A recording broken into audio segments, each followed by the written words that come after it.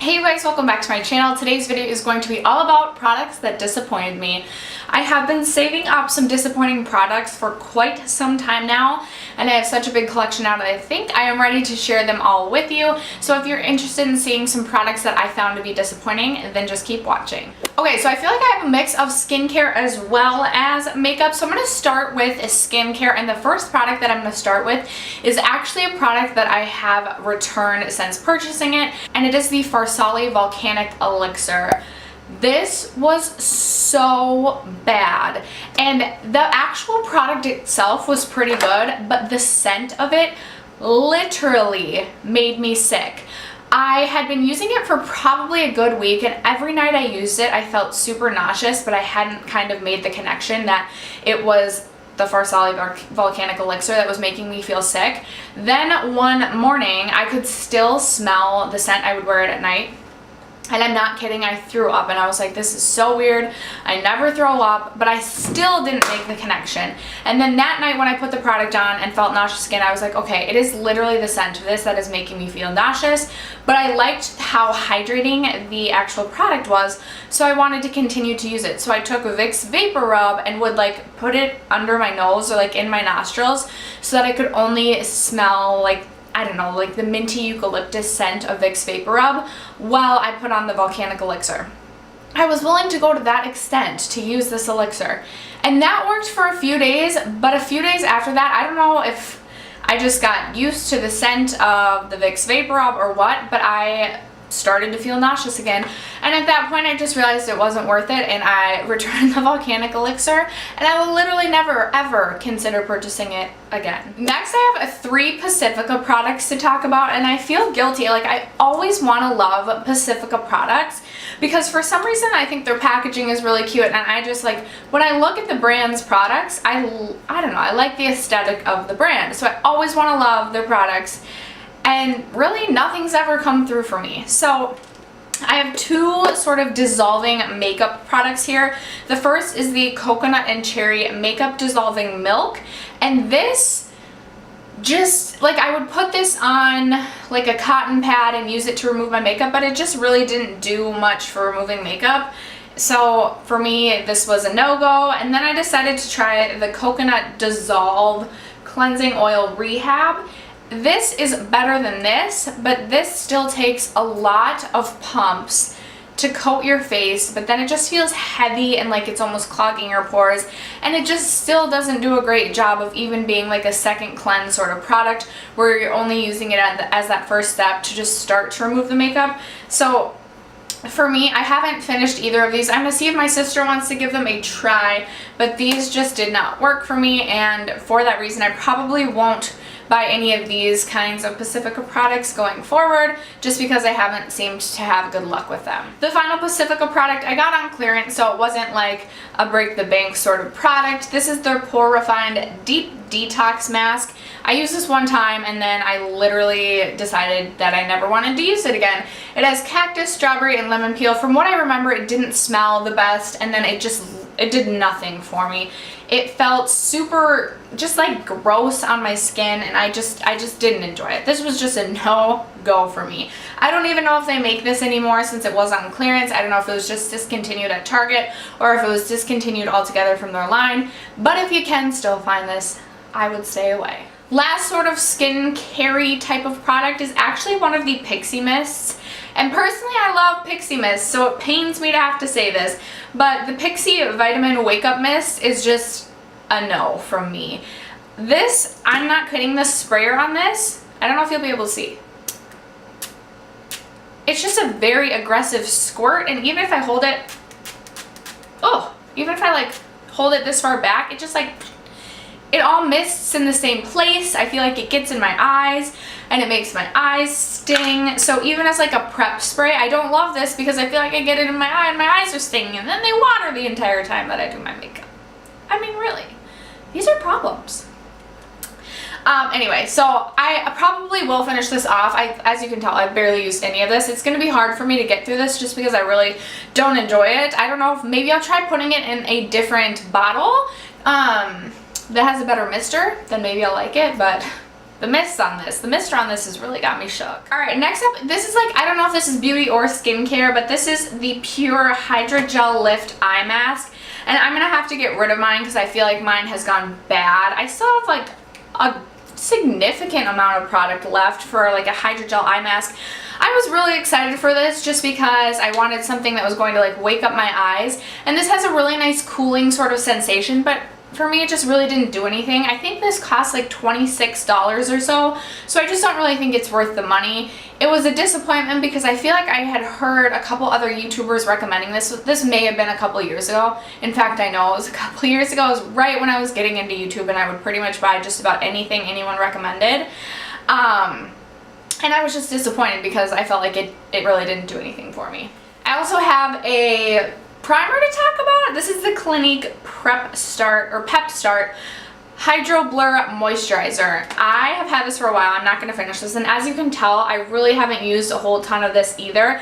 This is just really, really thick. I feel like it clogs my pores. It feels heavy on the skin, and while it has a nice cooling sensation, it's just too heavy on the skin for me. I feel like this breaks me out sometimes, and it's just not worth it for me. I have other primers that I enjoy so much more than me, and this was disappointing because for some reason I thought this was going to be like a really standout, nice, hydrating product. I have drier skin, so I really like hydrating products, and this was just a letdown for me. Next up, I have one foundation to talk about, and this is one that I've tried so hard to make work for me. I wanted to finish this, but I'm definitely not going to because I just get angry when I use this because I feel like I just hate the way my skin looks. This is the Urban Decay All Nighter Foundation. I bought this when I was first getting into makeup, so I didn't really understand like what my skin type was, nor did I understand that there were different foundations for different skin types. Like, I was just a lost soul.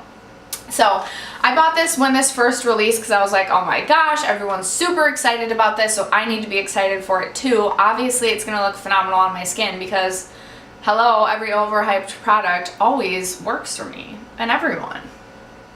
Anyway, this just makes my skin look so flat and so dry and so dull and just awful.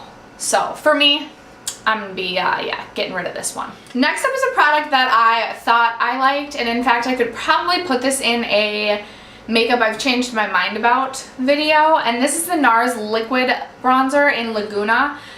I don't even know what I was thinking when I used this in the past. In fact, I'd be curious to see pictures of me days that I was actually wearing this to see what it looked like, because now that I understand makeup a little bit more and how to apply it and things like that, I can't get this to work for me. I can't get, like, I know like you can kind of do a stripe and like beauty blend it out, but I'd rather use a cream product for that. Liquid products just like aren't really doing it for me anymore in a sense of like liquid blush, bronzer, and highlight. I used to be super into the Cover FX Custom Enhancer Drops, and I still like them and will use them from time to time, but I used to use those almost every single day, and now I'm just like I maybe use them once a month just because, I don't know, I'm not that into liquid products anymore. Cream products, however, I've been getting really into, but yeah, this is a product that for me, at least now, is, in my opinion, kind of disappointing because it's pretty expensive. I think it's like $40 or $42 for this.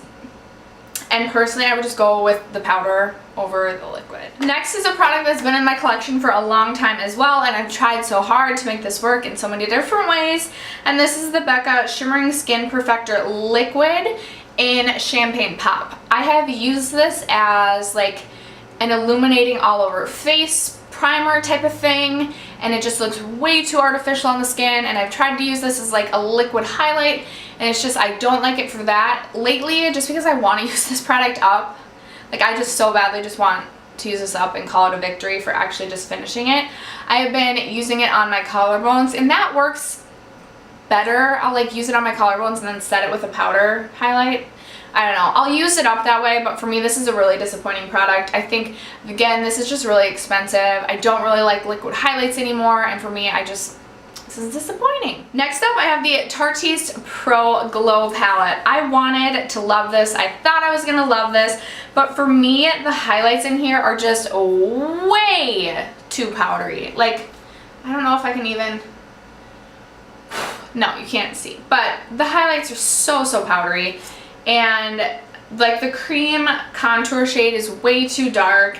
The sculpt shade could work, but again, this is like a super powdery bronzing powder or sculpting powder. So for me, I don't enjoy super powdery highlights or bronzers. So for me, this is a disappointment. Couple more liquid highlights. I also really wanted to love these, but I purchased these back in the day when I, again, was just kind of learning about makeup.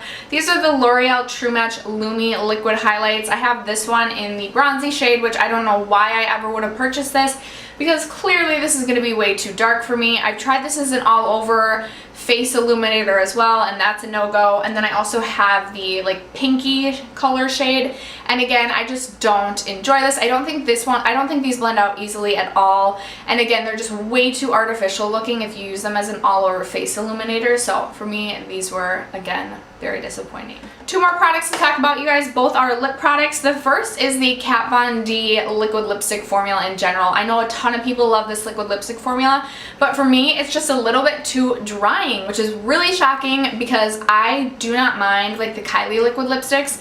But for some reason, I did not like the way that this formula felt on my lips. I do have two shades of this. I probably will use them just because they're two of my favorite vampy shades. I love Kat Von D's shade selection, but as far as the formula is concerned, this was a disappointment to me, especially because it was so overhyped. I thought this was going to be a really standout formula for my liquid lipstick collection, but it just wasn't. And then finally, I was so excited when Bite Beauty released these Amouche Bouche, what do they call these?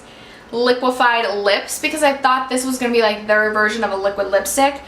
But oh boy, I don't even know how to describe this formula. It's very, very liquidy. I love the color of this. It never dries down. It's more of like a really pigmented gloss that gets all over your face. Like, I'll put this on my lips and 2 hours later I'll find it up in my hair, on my forehead, all over my cheeks, or all over my teeth.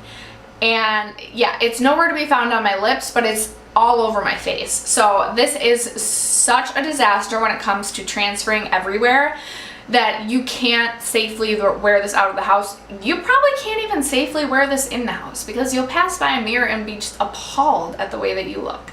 So for me, this was a huge miss. I think I've worn this one time, and I'm definitely not going to continue to use this because, again, I just don't trust that it's not going to end up all over my face. So for me, this was super disappointing because I love most of Bite Beauty's products, but this was a definite no for me. After that, you guys, that is going to conclude all the products that are disappointments in my opinion. Again, if you love any of these products, that is phenomenal. Makeup is different for everybody and works differently for every single person. I am no master at makeup, so you know, if you're a makeup artist or if you're very skilled in the makeup realm, you probably know how to make these products work a lot better than I do, which may be a reason that you really, really love them. But for me, these were just misses. I hope you guys enjoyed this video, and if you aren't subscribed, I hope you'll consider subscribing before you go. Other than that, you guys, I'll see you in my next video. Bye.